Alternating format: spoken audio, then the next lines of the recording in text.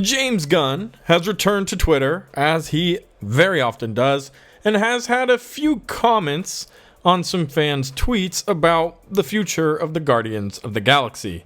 Now, this will be his final project with Marvel and with the Guardians of the Galaxy before he goes full-time as co-president of the new DC Studios and the new DC Universe that is about to be ramping up. But today, we're talking all things Guardians of the Galaxy, and what exactly did James Gunn reveal about Rocket's future? Hey everybody, how's it going? Welcome back to Cosmic Culture, the channel where we talk all things major movie and television news, theories, breakdowns, and much, much more. I am, of course, your host, Chris. And as I mentioned, it's time to chat about the Guardians of the Galaxy. But before we do so, consider subscribing to the channel if you're new. If you've been here for a long time and you haven't subscribed, do that. You can also check me out on my other socials, Instagram at Chris M. Rosser and Twitter at TheCultureChris. Links to both of those can be found in the description down below. So it's likely you've seen all of the teasers, the trailers, you've listened to some of the actors, James Gunn, and you know what we're going into for this third volume of the Guardians of the Galaxy. And it is my humble opinion that regardless of how you felt during MCU Phase 4 and entering into Phase 5, all of the Marvels falling off and the issues with quantity over quality, regardless of all of that, this movie is going to be an awesome standalone trilogy finale. The story of the Guardians of the Galaxy, unlike what we're used to with the Marvel Cinematic Universe, is going to carry itself. Typically, the idea of the expanded universe, everything connecting, has brought in different movies, like with Ant-Man or some other characters. It has created itself into this self-living artifact. But Guardians of the Galaxy has done such a good job individually. James Gunn has brought so much emotion and life into these characters that Guardians of the Galaxy Volume 3, which is the big ending for these characters who we've grown to love, is going to draw enough fans and attention just on its own. Then, of course, we'll have the added bonus of potential explanations of the Celestial Head, Nowhere, which the Guardians own, and any other future connections to Kane, the multiverse, MCU stuff. That's all going to be an added bonus because the quality of this project and of this trilogy and of this team individually carries its own weight, which is awesome. And that's something we need to see more from the MCU.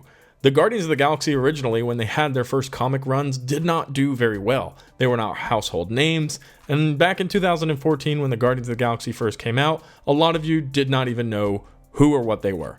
But now, Rocket, Groot, Star-Lord, these are household names. They have grown into a team of superheroes that people love and admire, and that is just well done by James Gunn, understanding the emotional aspects of characters and that connection to the fan base. And hopefully we see a lot of that over at DC. However, we know going into this movie it's going to be emotionally dangerous, emotionally heavy. We're going to be seeing the exit of some characters. And by exit, I do without a doubt mean death.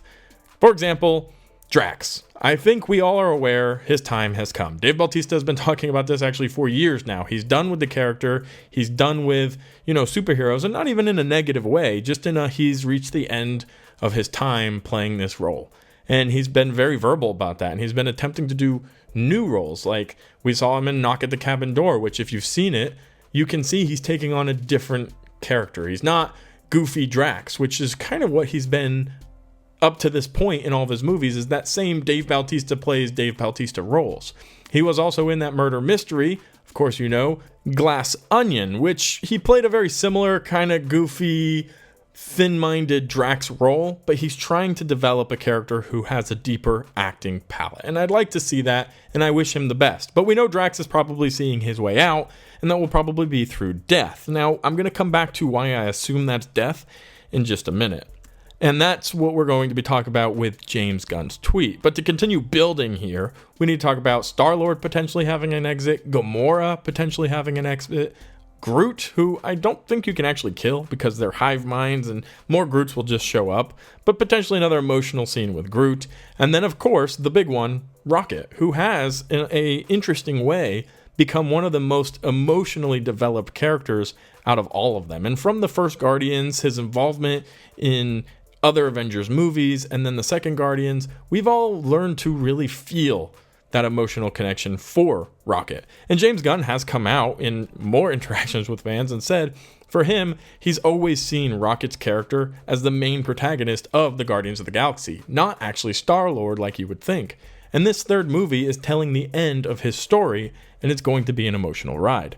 Now, with that being said, let's talk about these tweets, which 100% need to be mentioned. There are two that I'd like to bring up. The first one is, "I hope Rocket dies," on Twitter. James Gunn responds with a simple eyes emoji, as you see here. Now, this is definitely up for interpretation. What does this mean?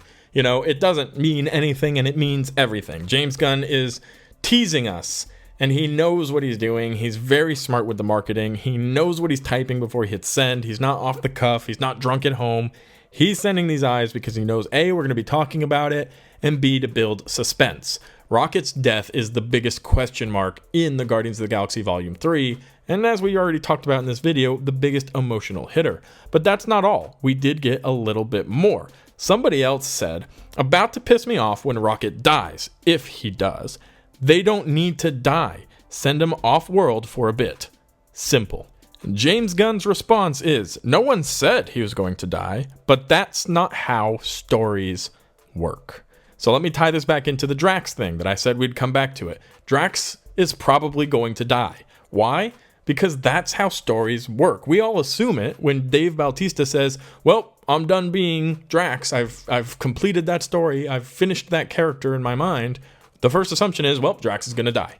Because that's how stories work. And something James Gunn has proven to us is that there is a systematic story that will keep us from superhero fatigue, that will keep us from MCU fatigue, and that is an emotion that has to be connected to these characters and to these stories. You have to have a desire and a feeling for the future of the outcome for the team and for individuals. If Drax just goes off and lives on a planet somewhere and is happy, there's not as much emotion there. Oh, we're never going to see Drax again. That's really sad. But if Drax sacrifices himself to save Gamora or Groot or Rocket, all of a sudden, there's a deep emotional connection to that character and what he stood for. A la Iron Man. This is exactly what happened. Iron Man didn't just go fly off with Pepper Potts and Morgan somewhere in the woods and, he's out there somewhere and we're not going to see him anymore. He sacrificed everything so that the MCU could continue to exist. And that's fantastic. That is how you build an emotional, timeless connection. So this is the assumption with Rocket. That's not how these stories work. If Rocket's done, Rocket's going to die. Because that's how you create the strongest story with the most emotion to get the most reaction and to build anticipation for the future. Now, a lot of people are going to be really angry if Rocket dies, and I don't actually know how I feel as far as my guess. If somebody was to say, "Hey, Chris, do you think Rocket dies?" I think they're setting us up to believe that, and I wouldn't be surprised if it did happen, but I might be leaning towards not believing that that's what's going to happen. I think we would all be very surprised to see Star-Lord die, but I think I'm leaning towards between the two. It might be more likely that Star-Lord actually has come to the end of his journey than Rocket. He might be losing Gamora, who, given what we know about the comics and about the current Gamora storyline, could go off and date Adam Warlock. And that would be a really interesting will they, won't they, but we've seen them together. We've seen that sacrifice of Gamora, again, an emotional connection, the end of that story. We've seen her return and break Star-Lord's heart. Again, more emotional connection. And to see that nail really driven into the coffin by having Gamora go off with Adam Warlock, just like she does in the comics in some points, Star-Lord's story might come to an end. And again, he's not going to just go live off on planet Earth and find some different woman. He's going to sacrifice himself. He's going to die. We'll lose that Star Wars, and Chris Pratt will, move on. His story will be over. Now we can see variants. We have Secret Wars coming up and lots of opportunities for that return, and maybe we can see a Chris Pratt as Star-Lord who had a happy ending and ended up with Gamora, but it won't be our Star-Lord. And he can go over to DC like he said he's ready to do, or do one of the other million projects he's currently working on, because Chris Pratt's a busy guy, and he'll be all right.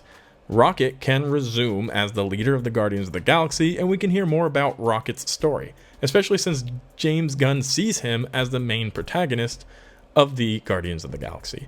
So I think I'm leaning towards believing that they're setting up the death of Rocket, and there's going to be some very emotional moments, but I think ultimately that might land on Star-Lord, who has told his story and has completed it, and there might be some more story there for Rocket to lead the new Guardians of the Galaxy into phases 5, 6, and 7. But that's just my opinion. these were some really interesting cryptic tweets from James Gunn, who ultimately, I believe, is just trying to hype us up, build that suspense, and it's going to have a massive payout when we finally see Guardians of the Galaxy Volume 3. Let me know, however, your thoughts in the comment section down below.